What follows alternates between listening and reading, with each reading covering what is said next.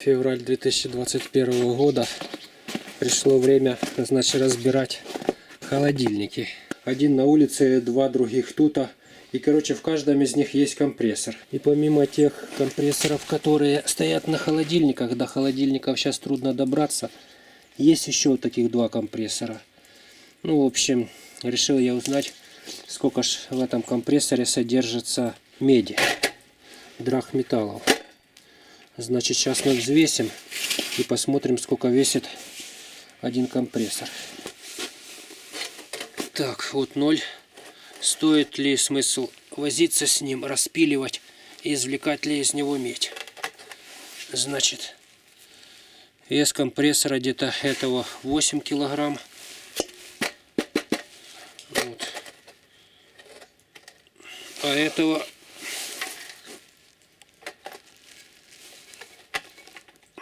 10. Тоже где-то так. Около 9 килограмм. 8-9 килограмм весит компрессор. Ну, весы, конечно, не очень точные, но тем не менее примерно можно определить.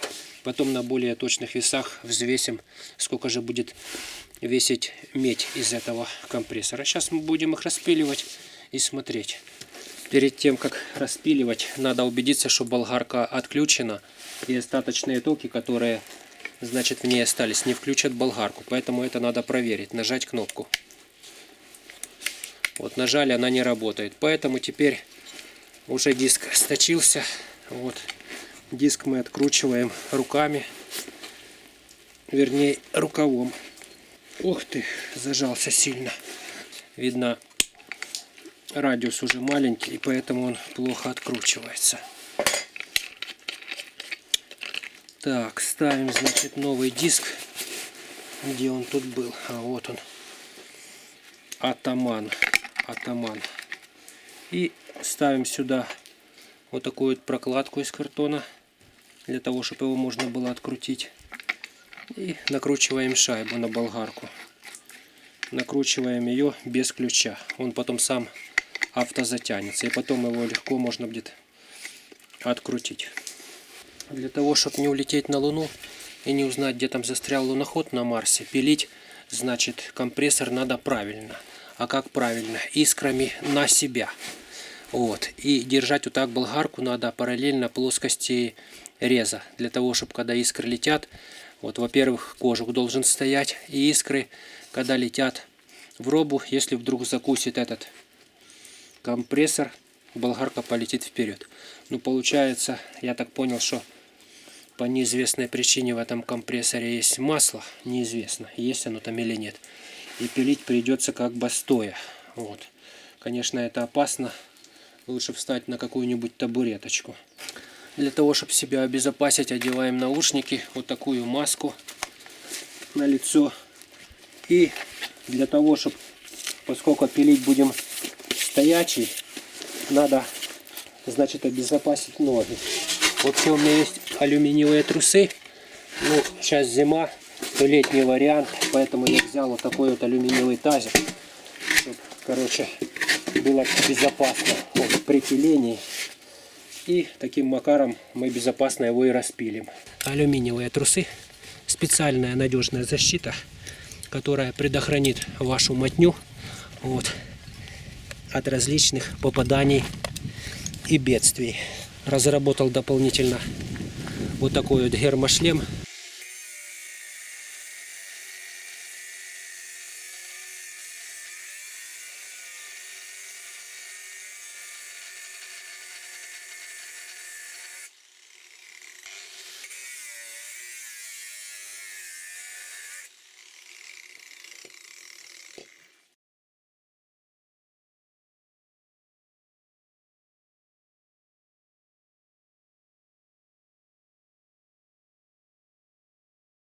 И мы сейчас с вами в прямом эфире посмотрим, что он собой представляет. Трепанация, значит, этого компрессора.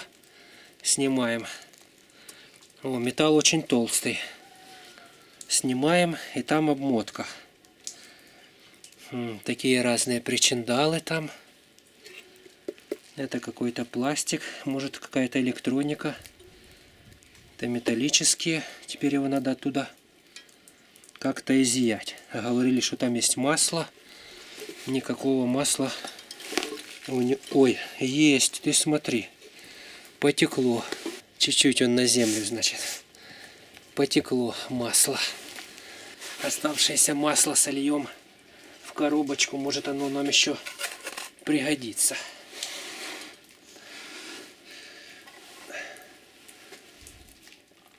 Масла немного, но есть. Металл у компрессора, как у газового баллона. И как у огнетушителя, очень плотный. Значит, металла не пожалели. Теперь, значит, предстоит его туда как-то вынуть. Вот это вот тоже медные трубки. Мы их потом уже спилим, наверное. А это он тут стоит на пружинах. Я так понимаю, надо пружины эти снять как-то. И он оттуда должен выскочить. Интересно, сколько ж там той меди. Сейчас попробуем снять пружины. Где-то плоскогубцы хорошие потерял. А эти не очень.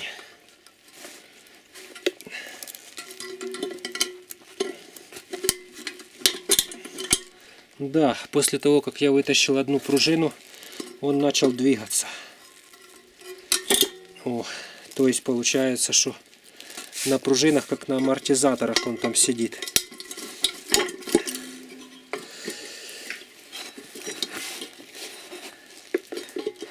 Карантин, кризис в стране. Что ж, разбираем компрессоры. Вчера латтер разобрал.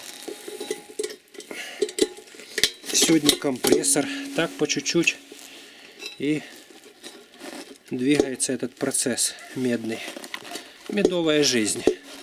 Сейчас отломаем эту трубку. Ага. Она у нас походу тоже может быть медная. Нет, не медная. Срез у нее белый.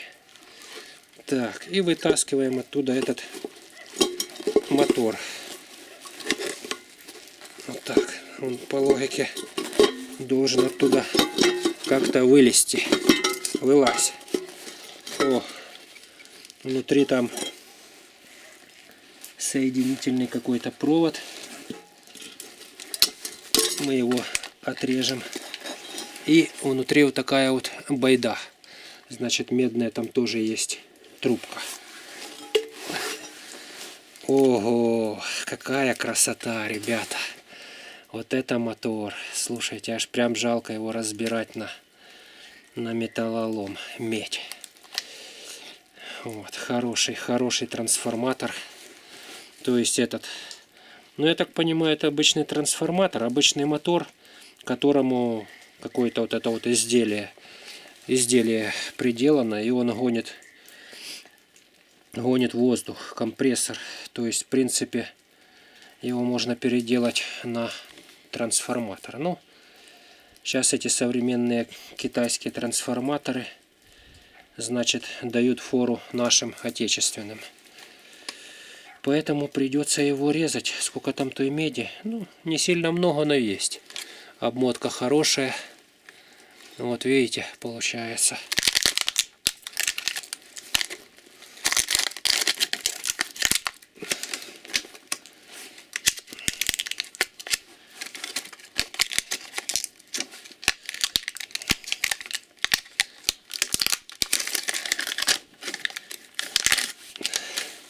С него можно вообще, наверное, сделать какой-нибудь мощный обдуватель типа пылесоса. Вот, ну, короче, надо мозги включать, а сейчас мозги включать лень. Поэтому что, придется его разбирать. Получается, берем трещотку и это, откручиваем вот эти вот болты. Их можно не выбрасывать, они могут потом где-нибудь в хозяйстве пригодиться. Редкие болты такие. О, длинные, с такой вот шапочкой. И практически, что интересно, практически выглядят как новые. Сколько лет этому компрессору. Металл хороший у болтов. Их выбрасывать не будем. Их тут всего 4 штуки. Но я, конечно, удивляюсь, что он в таком хорошем сохранении, этот компрессор. Кто его знает, может он и рабочий. Ну, сейчас уже этим заниматься некогда. Почему? Потому что мастер, который возьмет за ремонт холодильника таким компрессором, он, значит, оплату за свой труд возьмет как полстоимости холодильника. Поэтому нет смысла ему платить, переплачивать, а проще купить холодильник. Ну, компрессоры это эти от старых холодильников идут. Возможно, конечно, они и в новых такие самые. Но раз они там стоят, скорее всего, в гараже, что батька, видно, их когда снимал, они уже были сломаны, нерабочие. Поэтому мы их и разбираем. После того, как сняли вот эти хоть 4 болта, значит, мы, получается, полностью снимаем статор.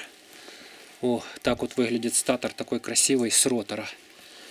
Сейчас я вам ближе покажу. Вот это мы учили в школе, что вот это статоры в институте. То есть внутри него крутится ротор. Вот это все, что я запомнил с электротехники. Ну, я так понимаю, в процессе этого деятельности вырабатывается какое-то там электромагнитное поле. Вот. И таким вот макаром и получается оно и крутится. Ну что сказать. На проволоку эту медь пустить не получится, потому что ее оттуда, с этого статора, выколупать невозможно. Его собирали машины, поэтому придется вот тут посередине так распилить пополам и достать эту проволоку. А ротор, я так понимаю, он частично состоит из алюминия. Вот эта вот штука, как ее снять, непонятно. Вот оно тут все. Ну, алюминия тут не сильно много. Вообще, я по ютубу смотрел, они пилят тут по центру. Но мне что-то влом пилить такой толстый металл. Вот, и диск спортится, стратится, и, короче, сам этот стратится тоже. И получается, я вот тут попробую распилить. Эта часть отвалится, а ту попробую вытащить. Может быть, так я меньше буду работать. Сейчас будем пилить.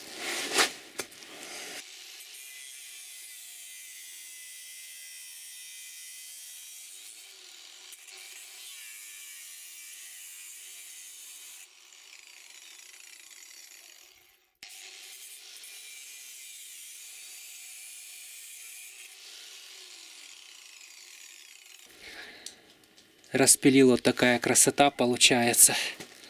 И тут вот такая красота. Ну, получается, распилил. Теперь надо ту сторону туда вытягивать.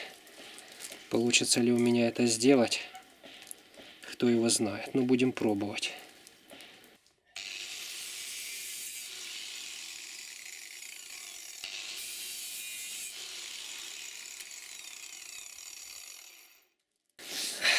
Сейчас обрежем вот эту вот веревку. Она нам мешает вытаскивать оттуда медь. Если там медь, пилите, Шура, пилите. Как в фильме «Золотой теленок». Этот мужик гирю пилил. Думал, что в ней золото спрятано. Так и мы будем пилить этот трансформатор. Вот, сняли эту проволоку. Теперь медь освободилась. Веревку, то есть. И теперь будем оттуда вытаскивать эту проволоку. Процесс, конечно, тяжелый, трудоемкий. После того, как я вот тут пополам распилил, я думал, надо кувалда. Оказывается, я просто вот так вот беру руками и без всякой кувалды вытаскиваю вот эти вот медные все жилы оттуда. Они легко вытаскиваются. О, прямо целыми мотками. Сейчас мы все это так и повытаскиваем без всякой... Видите, легко идет. А почему легко идет? Потому что там такие прокладки из какой-то вот такой вот пленки, и поэтому оно оттуда легко и выходит. Медь будем складывать в тазик, чтобы ничего не потерялось. И вот так вот берем руками и вытаскиваем эту медь. В принципе, я не понимаю тех чудиков, которые вот тут пополам пилят этот компрессор. Зачем столько маяться, если можно руками все вытащить. собственно говоря, на глазах вы и видите, сколько тут этой меди. Что интересно, тут есть два уровня проволока. Одна тонкая, другая толстая. То есть получается, так видно устроен этот компрессор. Так вот он и работает. О, все оказалось намного проще, чем я думал. Вы видите? А вот это вот самый и тяжелый элемент пластины спрессованной. Самый тяжелый элемент в этом хозяйстве. Вот. Ну, это пойдет на металл. Вот это и весит, наверное, килограмм 8. Вот. А все остальное весит медь. Вот это вот, собственно говоря, вы видите, вот что и получилось. Вот это вот вся медь.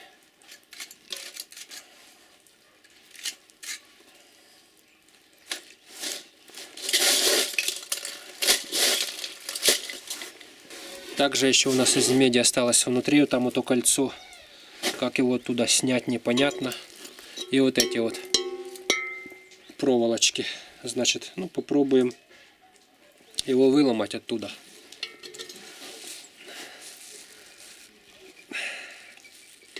Короче, я его, ребята, не выломаю. Его надо как-то там вырезать, выбивать. В общем, болгарка нужна.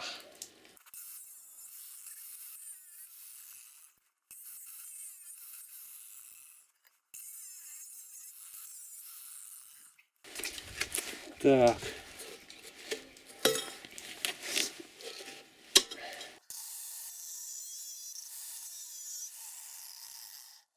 И чтобы, короче, достать вот эту вот круглую штуку, я решил сделать вот тут надпил и таким макаром ее и достать.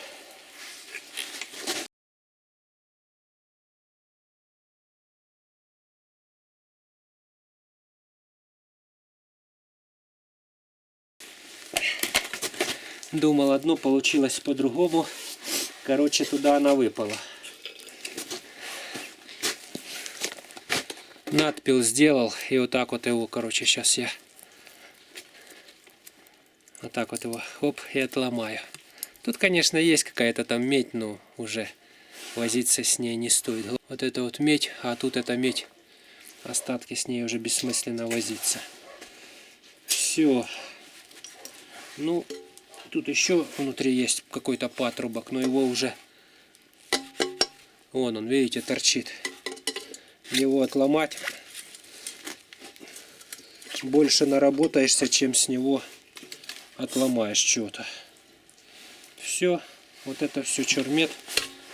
Вот это тут тоже, кажись, не медь. Сейчас еще раз проверим, да, черный металл. На срезе он не желтый, значит не медь, какая-то пружинка. Вот туда мы ее закладываем, откуда мы ее взяли.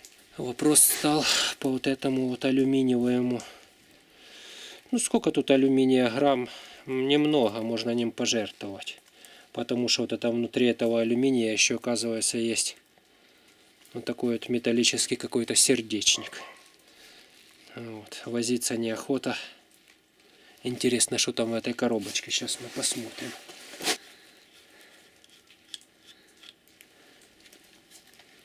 Электроника какая-то, видно.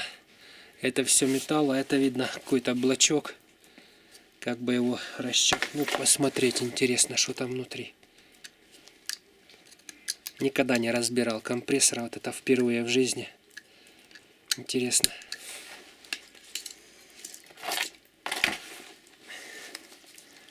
Интересно узнать, что ж там склеено. Кто-то его уже клеил.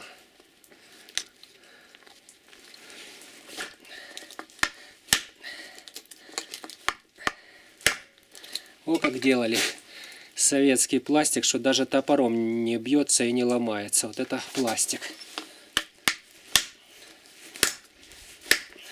А топор-то китайский. Советский пластик ломает китайский топор. Дожились.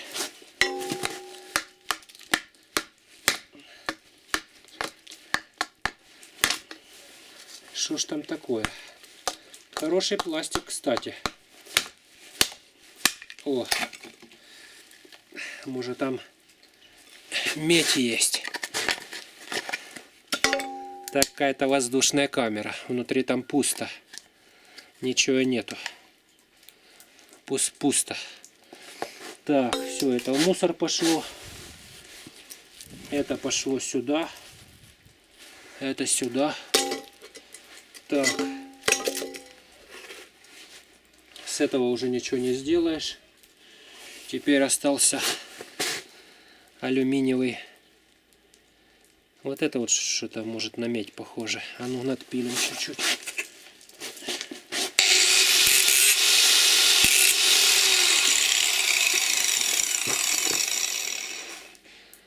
Вот это надпилил белый металл, не медь. Вот. Ну все это металл, кроме вот этого вот алюминия. Походу это алюминий, как его оттуда достать вообще непонятно. Он туда запрессован, отпилить не знаю. В общем, можно ним пожертвовать, потому что усилия на то, чтобы его снять, будут больше, чем работа с ним. Попробую сейчас попилить для виду.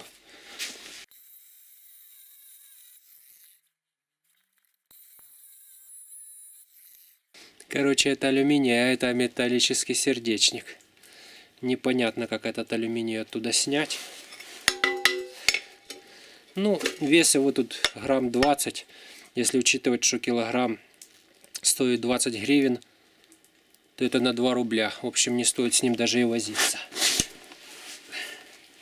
Но попробовать можно.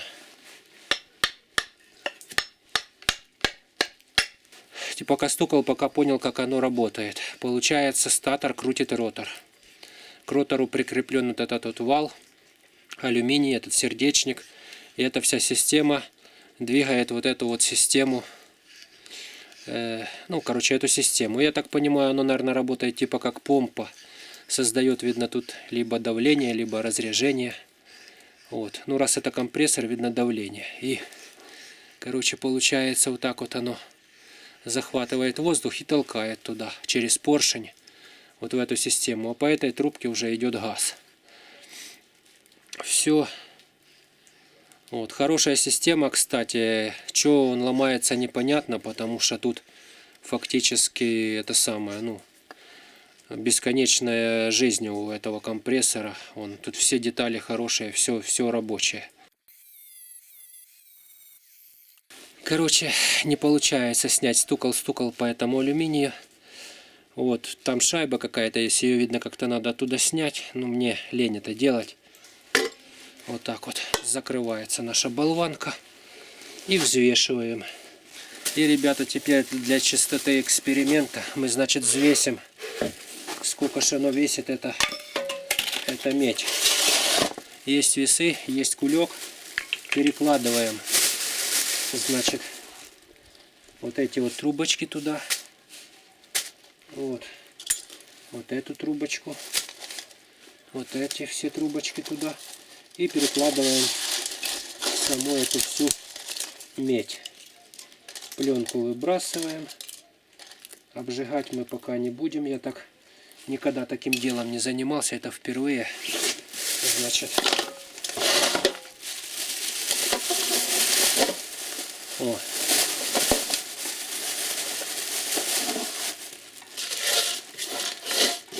Я так понимаю, обжигают ту медь, которая в оплетке. А тут никакой оплетки нет. Желтый металл. Я так понимаю, что его обжигать не надо. Ну, потом за одним махом, может, и обожжем, посмотрим. Ну и самое интересное, где весы? Значит, самое интересное, китайские весы. Сейчас они установятся. Самое интересное, сколько же оно важит. Значит, взвешиваем этот пакет. 960 грамм. Но я крайне удивлен.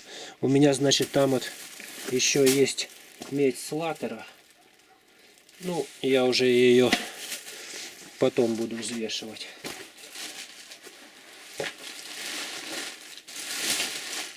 И, кстати, ребята, вопрос вам всем. Нашел в гараже батькину вот эту вот веревку медную. Вот, и сейчас мы ее взвесим, посмотрим. Сейчас обнулим прошлое показание. Вот, и посмотрим, сколько она весит. Не могу понять. Вопрос к зрителям. Значит, сейчас надо, сейчас надо обнулить, а потом, значит, включить, повесить. Так, 0 градусов. Вешаем. Сколько? Килограмм и 10 грамм. Ну так классно, слушайте.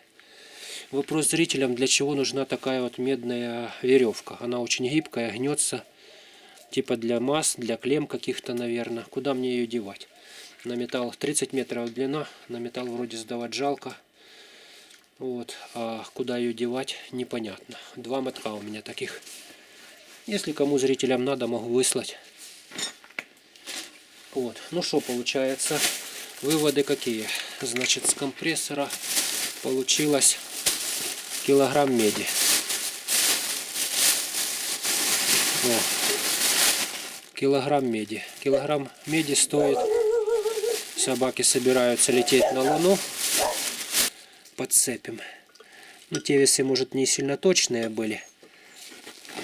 Так вот попробую, чтобы они не упали. Сколько там? Показывает 7,8. 8 килограмм. Получается, умножаем 8 на 3 на 6,50. Это где-то в районе 50 гривен. И килограмм меди 150. 200 гривен. То есть за один компрессор можно уторговать 200 гривен. Ну что, ребята, выводы какие? И час работы. Ну это час с учетом съемки. А если без съемки, то быстрее, там полчаса. Ну, получается за полчаса 200 гривен. В общем, я в очередной раз убеждаюсь, что на этом, короче, не наваришь денег. Вот, но понимаете, в нашей земле осталось всего лишь 5 миллиардов тонн меди, ее надо беречь. Вот и только из этих целей я ее и хочу сдать, чтобы она пошла на переработку вторсырья и с нее сделали какое-нибудь изделие. Все, всем привет, с вами был мистер Алекс. Теперь получается у меня еще один есть компрессор. Вот этот компрессор 200, тот 200 и там еще 4. 4 на 200, 800. Короче, 1200 гривен на холодильниках я уторгую. 1200 гривен без учета металла. Ну, в общем, где-то на 1500. Работы много, но это лучше, чем сдать в приемку по 70 гривен холодильник. Вот. Такие мастера умные. Смотрите, как божественно красиво выглядят волоски меди. Поэтому, ребята, чтобы не улететь в медовый месяц на Луну, пилите болгаркой правильно, искрами на себя. Пускай лучше пострадает роба, пускай лучше пострадает одежда, чуть-чуть попортится на робе от искр, а сам человек не пострадает. А болгарка, если что, при заклинивании улетит вперед. Так что вот так вот, такие дела.